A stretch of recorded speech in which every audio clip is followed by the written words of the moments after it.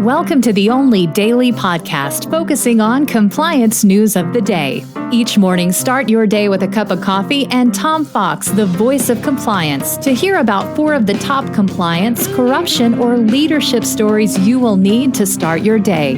The Daily Compliance News is a production of the Compliance Podcast Network. First, a word from our sponsor.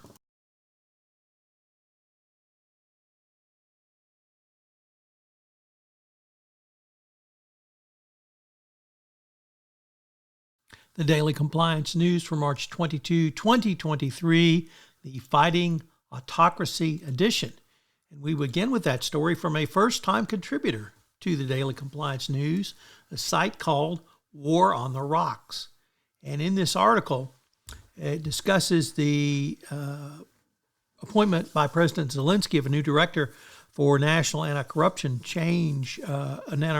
National Anti-Corruption Bureau in Ukraine, and how these moves really demonstrate that autocracy is at the center of corruption in many parts of the world, and indeed kleptocrats continue to benefit from the interconnectivity and complexity of financial systems which facilitate corruption on an unprecedented global scale. Next up from CNN, JPMorgan and Deutsche Bank must face lawsuits over their ties to Jeffrey Epstein. U.S. District Judge Jed Rakoff has exposed the banks to additional financial and reputational damages for keeping Epstein as a client even after the late financier registered himself as a sex offender.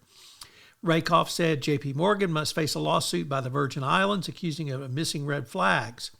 The judge also said both banks must face a proposed class action from women who said they were trafficked by Epstein.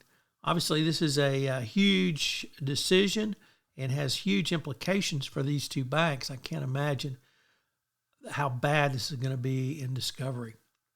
Next up from Bloomberg, how did scandal end Credit Suisse's 166-year run?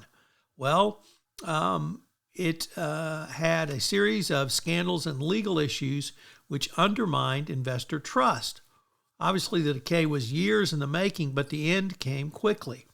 The bank clearly has been in a series of financial and legal troubles over the years, and it finally caught up to them in an extraordinarily big way. So reputation is not simply a nice to have.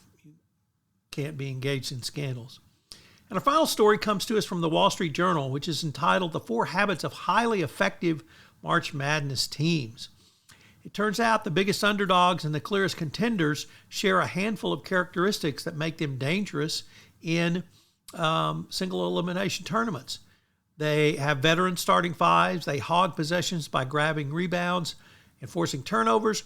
They can knock down three-pointers, and they give their opponents headaches on defense. So if you're wondering how to pick, that's it. The Daily Compliance News is a production of the Compliance Podcast Network and a proud member of C-Suite Radio. Thanks so much for listening. I hope you'll join me again tomorrow.